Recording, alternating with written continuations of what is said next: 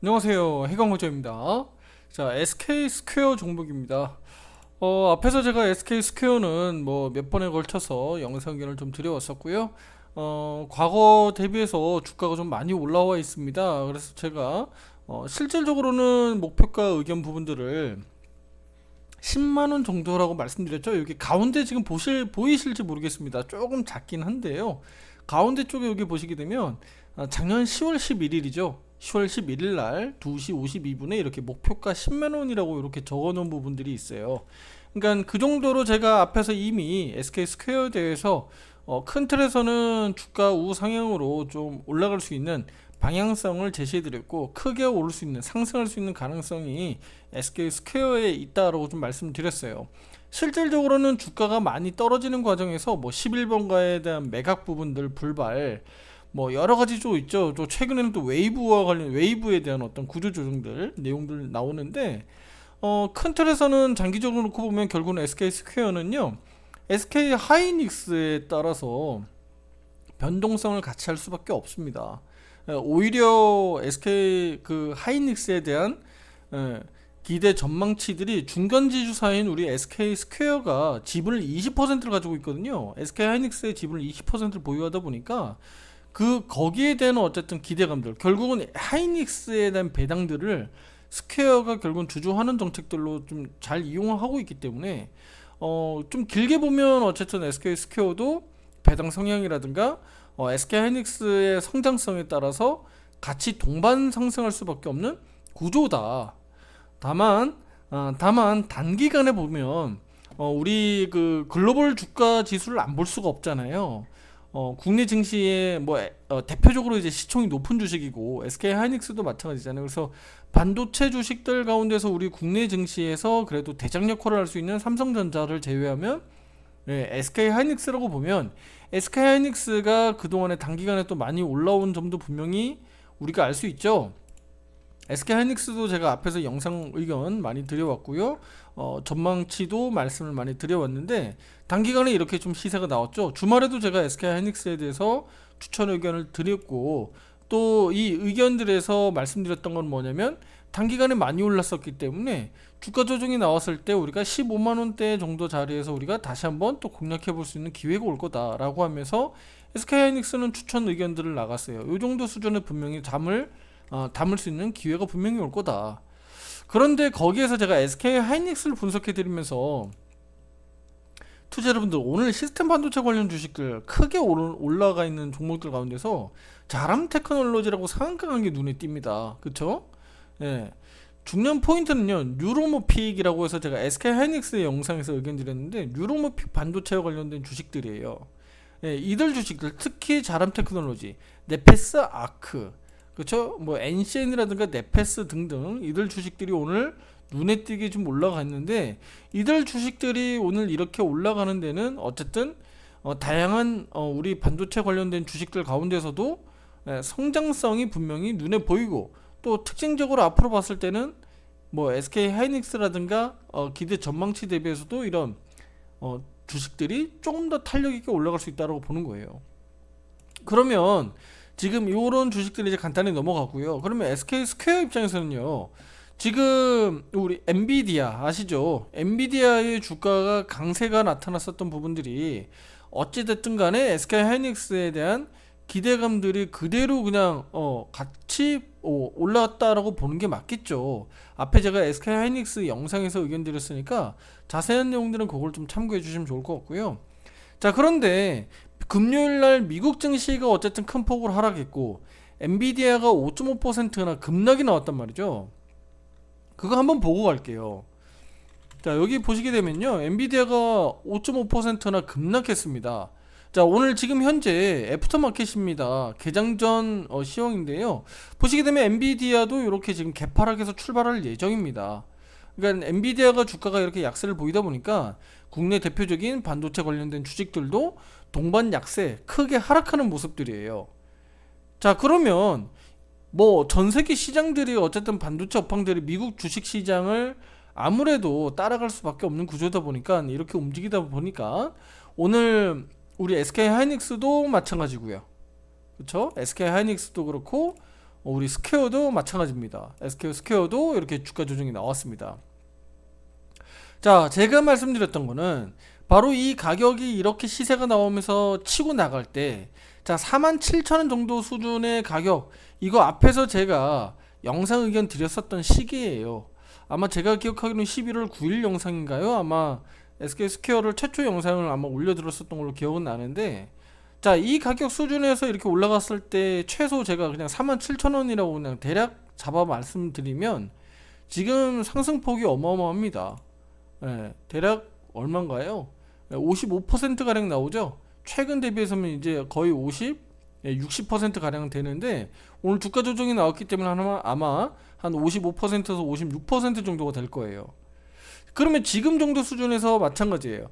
우리 SK 스퀘어를 제가 10만원 전망치에 대한 가격들을 앞에서 분석해 드렸지만, 그러면 10만원까지 그냥 롱 투자로 그냥 계속 끌고 갈 거냐?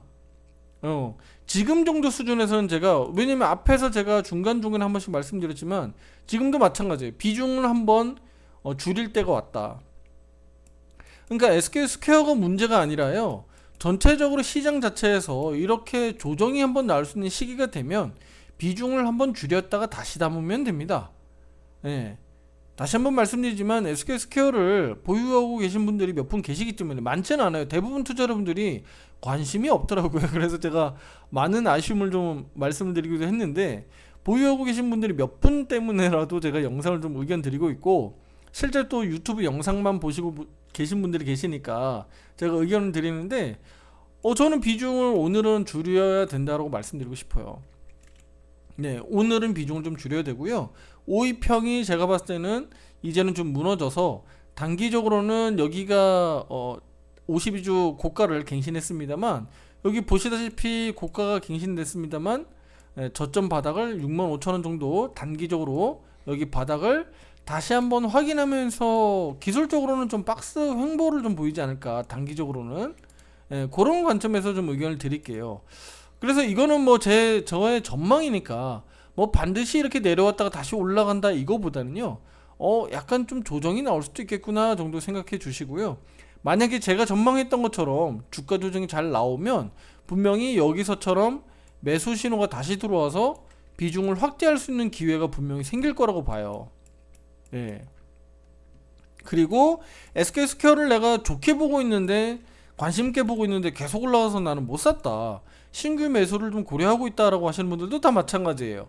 그냥 구독과 함께 하시면서요, 제가 나중에 어차피 의견을 드릴 거니까 좋아요 눌러주시고 구독과 함께 하시면요, 나중에 보다 빠르게 영상을 청취해서 매수 의견들 보실 수가 있습니다. 네, 그래서 이렇게 해서 매수 신호가 타점이 다시 들어온다 그러면 그때 신규 매수나 또는 비중 확대를 하면 되니까, 굳이 지금 가격 수준에서 반도체 관련된 주식들이 그냥 SK 스퀘어가 빠지는 게 아니라 전체적으로 반도체 업종에서 수급들이 빠져나가는 거니까, 이때는 우리도 물량을 줄이고, 그쵸? 비중을 좀 낮추고 해서 나중에 다시 수급들이 완만하게 다시 들어갈 때 진입해도 늦지 않다라고 말씀드리고 싶어요. 자, 이 기술적으로 한번 더 보면요, 주간 차트 한번 돌아와 볼게요. 이번 주 주간은 이제 시작이긴 한데, 자, 최근에 주간 캔들 한번 보시게 되면요, 여기에서 매수 신호가 딱 들어온 이후부터는 그냥 지속적으로 올라왔습니다. 다소 등락은 요 구간들 65,000원 구간에서 아래 위로 흔들면서 물량이 약간 변화가 좀 있었죠. 윗꼬리 아랫꼬리 달리면서.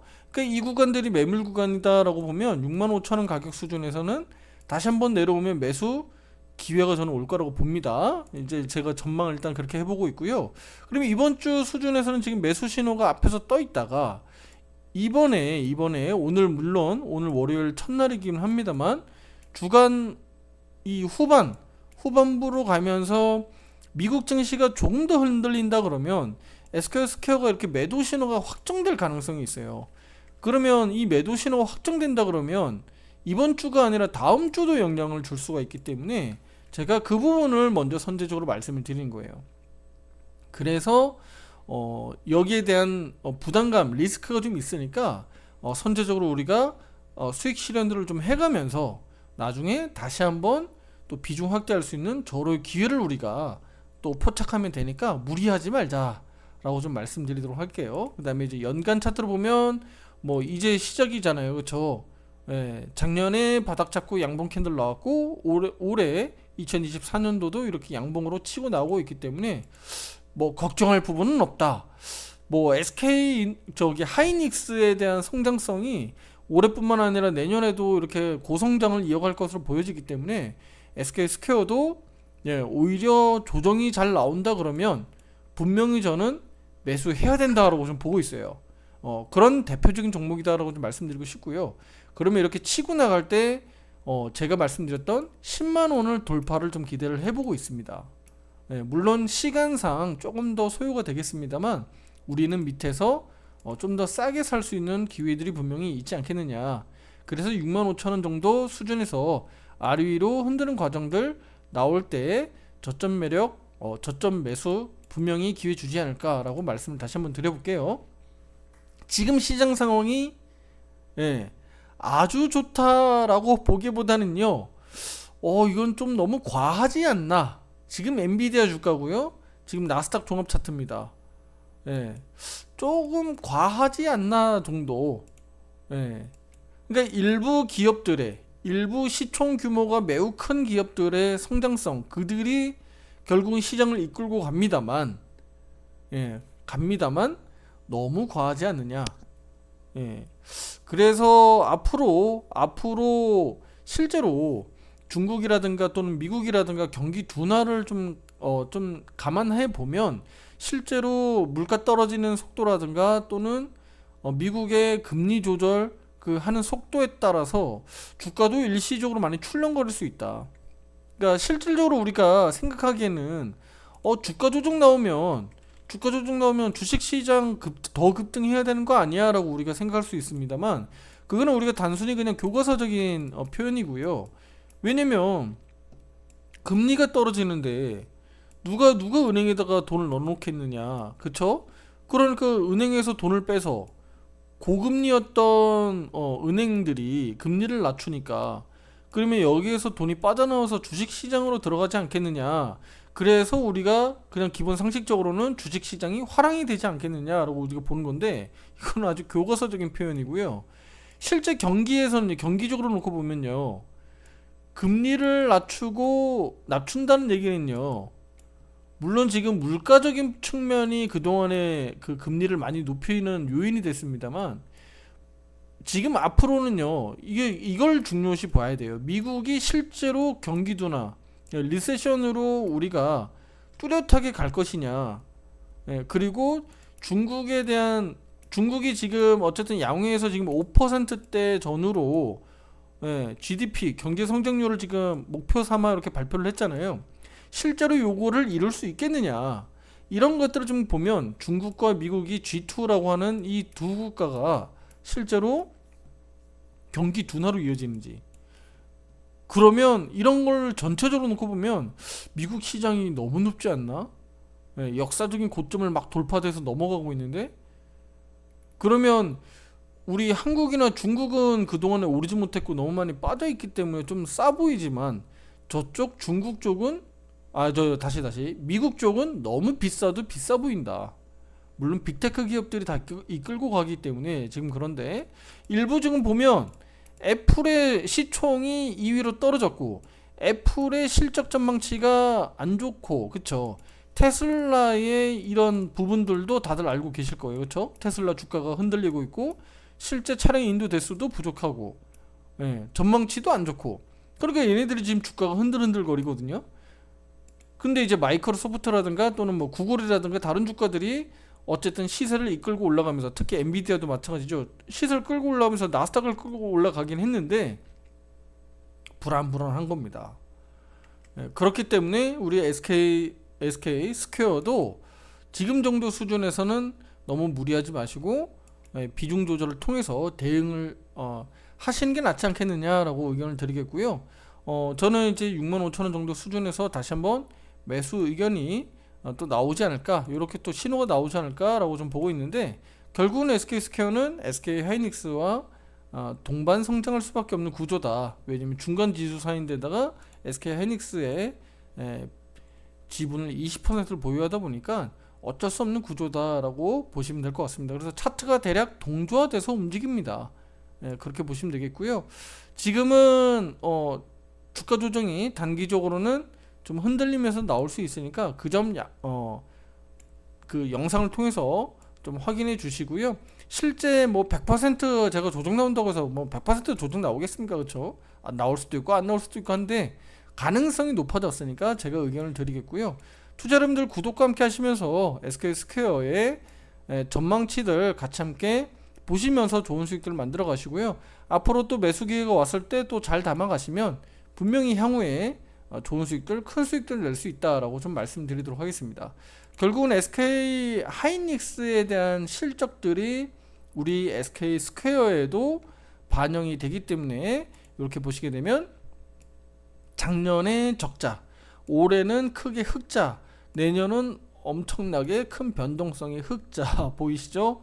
네, 그래서 단순히 이거 전망치예요. 전망치입니다만, 자, 과거 대비해서 영업이익들이 안 좋았다가 올해 33%의 영업이익, 그리고 내년에는 55%까지 영업이익이 올라간다라고 일단 전망치가 나와 있기 때문에 실제 지금 현재의 우리 SK 스퀘어의 저평가는 분명히 해소돼야 된다. 지금 현재 PBR 배수로 놓고 봤을 때요, 0.6배 정도밖에 안 되니까 1배가 안 됩니다. 1배가 안 돼요. 네, 우리 PBR 1배는 적정 주가 수준으로 우리가 단순히 그냥 숫자로 놓고 봤을 때 말씀드리잖아요. 근데 지금 1배가 안 돼요. 0.6배 정도 수준이니까 여전히 상당히 저평가 국면에 있다. 그리고 우리 정부 차원에서 PBR 종목, 그렇죠, 저평가 종목, 우리 코스피 디스카운트 해소에 대한 어떤 그런 부분들, 밸류 프로그램이라고 그래서 적극적으로 뭐 세금 혜택이라든가 지원 정책을 좀 펴려고 하니까 여기에 대해서도 우리 SK 스퀘어가 좀 맞아떨어지는 종목이다라고 말씀드리도록 할게요. 다음 영상에서 더 좋은 내용, 더 좋은 아이디어로 또 찾아뵙도록 하겠습니다. 감사합니다.